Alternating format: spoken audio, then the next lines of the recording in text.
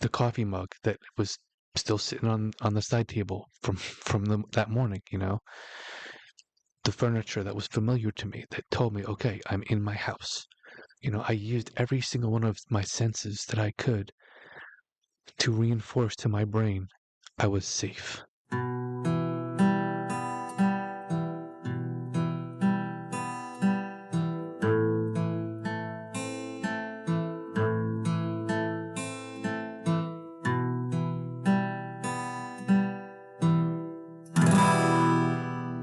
Hello, and welcome to Coffee with Jesus. I am Todd Uebele, and I will be your host for this episode. Folks, I know that the title may seem a little clickbaity, but it's accurate. This is not an easy episode for me to record. To be perfectly honest, this is something that I felt God calling me to do for a little while now, and I kept putting it off, and I kept putting it off, and I kept putting it off. But I'm gonna go ahead and I'm gonna do it because this is what God wants me to do. Uh, I'd like to talk about PTSD, and I've shared my experiences here before. And in this episode, I'm gonna go into a little more detail. I'd like to talk specifically just about PTSD itself. There are a lot of myths surrounding PTSD, a lot of misinformation surrounding PTSD, and I blame Hollywood for that. When I was younger, I loved the movie Rambo: First Blood, but as an adult, not so much, because it perpetuated a lot of negative myths surrounding PTSD. And part of that was, Hollywood sensationalism. And part of it was, Vietnam veterans, they were looked down upon when they came back. They were not treated very well at all. And, some of them had legit PTSD, and they were just looked down upon for it. And Hollywood did put out a lot of myths surrounding PTSD and didn't help things any. And there are just a lot of people who believe things that are not true. There's a lot of not true things out there about PTSD. It's my hope that in sharing my experience, that those of you who are experiencing symptoms or those of you who think you may have PTSD, that you'll go and get the help you need, that you will go and you will find somebody to talk to. Um, and I've got to be honest, folks, right up front, disclaimer, I'm not a psychologist. I'm not a therapist or a counselor. I'm an engineer. That's how I put bread on the table. But I'm a guy who's been diagnosed with PTSD, who's experienced it and its resurgences and triggers. And I'm hoping that in sharing what I've been through, you will know that there's hope and that you will seek out and get the help that you need and the treatment that you need. And just know that you too will get through it, that there is a light at the end of the tunnel. And folks, I'd like to start just by clarifying something, I think, because I've talked a couple of times and I've mentioned how I've been diagnosed with PTSD twice. And while that is the case, I think a more accurate way to put it is that I had a resurgence after Afghanistan. Um, PTSD, it's not like the flu where you catch it and then you get over it and then there's a chance you can catch it again, right? Um, PTSD is more like cancer where you can treat it and it can go into remission, but there's always the possibility, the risk of a resurgence.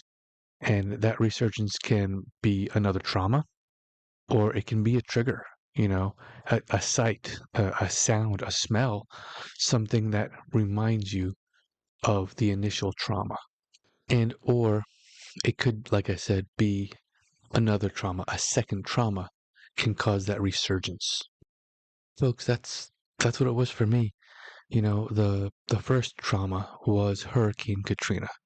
You know, um, I think one of the myths about PTSD and one of the Hollywood, I don't want to say stereotypes, but Hollywood, I guess we could just say, call it a Hollywood myth, is that PTSD just comes from combat.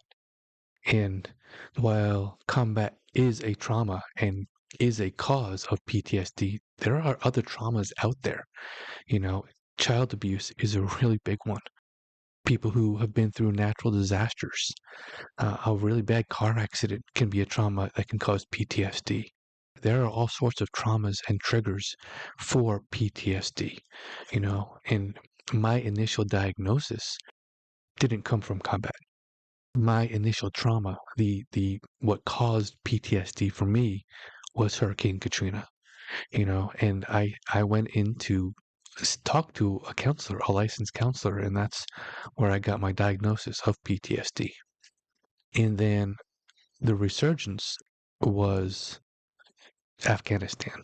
The trauma or multiple traumas that I had gone through in Afghanistan, that caused what I call my second diagnosis, but is actually the resurgence. And it's honestly just when I talk about it, it's just kind of easier, I think, just to say, yes, I was diagnosed with PTSD twice. And it's not untrue. I talked to a licensed psychologist in Afghanistan and received my diagnosis there. But um, the more accurate way to to talk about it is to say that it was a resurgence. And here's what's really interesting, folks, at least for me. Um, there were probably a good 7 years between the two big traumas, the initial trauma that caused the PTSD and that second big trauma that caused that first resurgence. And in that 7 year period, there were no triggers at all. I didn't have any resurgence at all. But after Afghanistan, there were more resurgences and more triggers. And the really interesting part, at least to me, is it wasn't all just combat related. Um, some of the triggers were watching the news for hurricanes. There was a really big hurricane that, just decimated the Bahamas. And I remember I was reading the news and looking at the pictures and looking at some videos, and I had to stop myself because that anxiety just started to take over. I it was all of a sudden I was back in my house when I opened that door and that smell just about knocked me over. I had to just stop. I had to turn it off. I couldn't watch the news about that anymore. I couldn't look at the pictures or watch the videos. Um, and the thing is, I'd seen other hurricanes after Katrina. I'd seen the flooding and I'd seen the damage, but it wasn't until after Afghanistan that it really, triggered me. And I know that word triggered has kind of a certain connotation now, especially in today's climate. But when it comes to PTSD, folks, the triggers are real. It can be a sight, it can be a sound. You know, um, when I was working at GE, my office was right next to the shop, the floor shop, and there was a big crane in there. And one day I was in my office and they were doing some crane work, and there was just really loud boom. And I jumped, folks. I literally jumped out of my chair. My knees hit the underside of my desk. And my roommate saw what happened, and he was just like, it's just a crane. It's fine. At the time he thought I was just scared of the noise. He didn't quite realize that boom was a trigger for me. My heart started racing, and it was all I could do not to just dive to the floor. Because I've heard those loud booms before right outside my wall. Um, I shared in the Coffee with Jesus Live, the first one that we did back, in August of 25. I shared about how I was at a base in Afghanistan, and I just gotten back from breakfast. I just sat down, and there was that loud boom, and it felt like it was right outside my room. It was so loud, and it shook the whole room. and I hit the deck right away. And my first thought was that a mortar or a rocket had landed literally right outside my room. This was a whole row of compartments, and mine was at the very end, and I was certain that something had landed right outside. An explosion happened right outside my room. And then, of course, my second thought was, well, wait, why am I not dead? If an explosion happened right there, this room wouldn't even exist. Um, and it turned out the actual explosion was a few hundred meters away, but it was just so loud and it shook the room with such force. You know, when I was working at GE and there was that loud boom from that crane, and again the office shook a little, and I just all of a sudden I was back in Afghanistan and I was there where that explosion happened. And so these sorts of triggers, folks, can happen, and they can kind of bring that PTSD back to the fore, you know. Sometimes it can be relatively minor, an anxiety attack. Sometimes, especially if there's a second trauma that causes it, it can be the full-blown PTSD, the anxiety and the depression, you know. I think that's one of the things that really bothers me the most about some of these falsehoods that have been put out there about PTSD. Um, it's PTSD. It doesn't make you into the Incredible Hulk.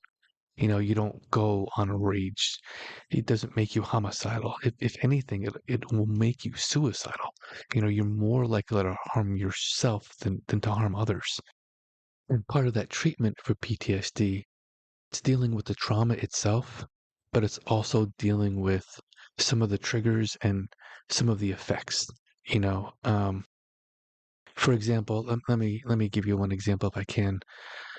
My first summer back from Afghanistan, the fireworks triggered me. And again, I know how that sounds and I know the connotation, but they did, you know. And I tell people, hey, you know what? I had a beer or two, sat on my couch, and I wrote it out. And I'm not advocating that alcohol is a solution. I'm just being honest with what I did. I'm trying to be transparent here, and I did. I had some beer and I sat on the couch, but it wasn't just the beer that calmed me down. There are real practical exercises you can do. You know, for example, when those fireworks were going off and I felt that anxiety starting to rise inside me, I took a few deep breaths and I used all of my senses. I smelled my own house. I could take in the smells from my house, the living room and the furniture and the pets. And I could feel where I was sitting. I could feel that I was sitting on my couch. I could feel the leather of the couch and I could feel just the temperature and I could feel the floor beneath my feet. And I knew from the smells and from the feeling that I was in my own house. And I looked around, I looked around for things that were familiar to me, um, the coffee mug that was still sitting on the side table from that morning, the furniture that was familiar to me that told me, okay, I'm in my house. I used every single one of my senses that I could to reinforce to my brain I was safe. And that's the key. Those triggers can be caused by one or two of your senses, and those triggers tell your brain you're in danger. So what you do is you use your senses to communicate to your brain that you're safe, you know. And again, folks, just to repeat and to reiterate, I closed my eyes and I could smell my house. I could smell that it was my house. Every house has its own very particular smell. I, I I placed my hands on the arm of the couch and on the seat of the couch, and I could feel where I was. I could feel that it was my couch in my living room, you know. And I looked around for what was familiar. I looked at the furniture. I looked at the coffee mug. Yes, the coffee mug that was there from breakfast. Um, and I used those senses, the sights, the smells, the feels, the touch sensations to communicate to my brain that I was home and that I was safe. And that's a real practical exercise that you can do when your PTSD gets triggered. And again, folks, I am not licensed in any sort of counseling profession at all, not a therapist or a psychologist or anything. I'm just trying to share things that have helped me in the hopes that they will help you as well. And folks, I'm going to be completely honest with you. I've had to do that this evening. As I've been recording this episode, I've as I've been talking about the traumas and I've been talking about the triggers, I can feel that anxiety starting to creep in, you know. And so I took a little bit of a break, went and got myself some water, you know, and I took a deep breath in the kitchen and I could still smell the dinner that I cooked for my family. You know, walking back to my desk, I looked at the air purifier and the TV. I looked at the lamps. I look at the coffee mug that's sitting here on my desk. That's from this morning. Um, some things never change, I guess. But just those sights and those smells and just feel, you know, I know I'm home. I know I'm safe. And that helps to calm me down. You know, at talking about these things, it brings a little bit of anxiety as I remember what I've been going through and I remember things that have triggered me and that have caused the trauma. But sitting here and looking around and just again smelling the dinner that I made for my family and looking at my coffee mug sitting here on my desk, pause the recording, leaning back in my desk chair, and I know, okay, I'm home, I'm safe, I'm okay. And I just wanted to let you all know, and you know, I share this experience. I know it's weird to kind of share how I'm feeling as I'm recording and what I'm doing as I'm recording. But again, I want to share that because I want to let you all know that there are real practical steps you can take to try to help mitigate some of that anxiety. And that there are resources out there for you as well. And this season of Coffee with Jesus, our theme has been it's okay to get help. And what I will do in the show notes for this podcast episode or on the descriptions for those of you who watch on YouTube or Rumble, I will put links to resources where you can get help. Some of them are free, you know, and some of them are just facilitators, but it's a step, you know, it's steps you can take to get the help that you need, to get the treatment you need, to overcome the traumas and to overcome, you know, the PTSD and you know, the depression, the anxiety that's associated with it. You know, and you may also be experiencing things like memory problems. I've had trouble sleeping. After Hurricane Katrina, I had a really massive bouts of insomnia. I didn't sleep for days, you know, um, trouble concentrating. I know as I worked through my own PTSD, it was a lot easier for me to just focus just in general. And you know, and if you're experiencing these symptoms, I would really like to encourage you to talk to somebody, to try to get some support. You know, if you don't know where to go, a good first step is to talk to your pastor. Now, clergy are not equipped to deal with these things, but they can point you in the right direction, you know. Um, After Hurricane Katrina, I talked to my pastor, and he pointed me to a counselor that he knew. And that's where I was able to get the therapy that I needed for Hurricane Katrina. So that could be a good place to start. And folks, like I said, I'll post some links to some resources, you know, in the descriptions and show notes for you all. And the important thing though is talk to somebody. Let somebody know what you're feeling. Because folks, you're not alone. You know, you are not alone at all. We have an episode coming up where a phenomenal guest and I are talking about how God is always with you, how the Most High is with you always, even when you can't feel it.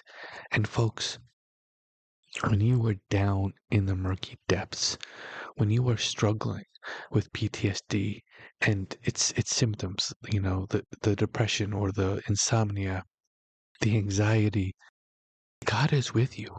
You may not be able to feel his presence. You may not be able to tell, but folks, I promise you, God is with you. Having been there, having struggled, I know looking back, God was with me every second. He was with me constantly. He never once left for even a microsecond. And God will never leave you either. God is with you, and He will stay with you. And I'm going to be honest, folks. I told you in the very beginning of this episode that this was going to be one that was difficult for me to record. It was one I didn't want to record, um, but it's one that God wanted me to record, and it's not been easy to record. As I've told you that I've had anxiety just in recording this episode. I had to take a little bit of a break and just kind of get my bearings and ground myself. It's my hope, though, that in doing this episode and in releasing this episode, that it will help you to get the treatment that you need, that it will inspire you and encourage you to seek out the help, to find somebody to talk to, because that's the important step, folks. You can't do it alone. I'll be honest, I tried and I couldn't. And that's probably for another episode.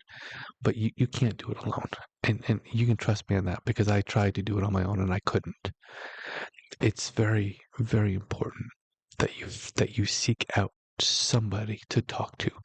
If you don't know where to go, you can try one of the resources that will leave for you. And if you're not comfortable with strangers, talk to a very close friend or talk to your pastor. Talk to someone at your church that you're very close to, a very mature Christian that can maybe point you in the right direction or at least encourage you to get that help that you need. I can't stress it enough. Getting help is imperative. Talking to someone is imperative. So please, if you have heard nothing I've said in this entire episode, hear this. Find someone to talk to. Find someone to help you. You don't have to do it alone. You are never alone. God is with you, and God will help you through it. And I'm implore you, find someone to talk to.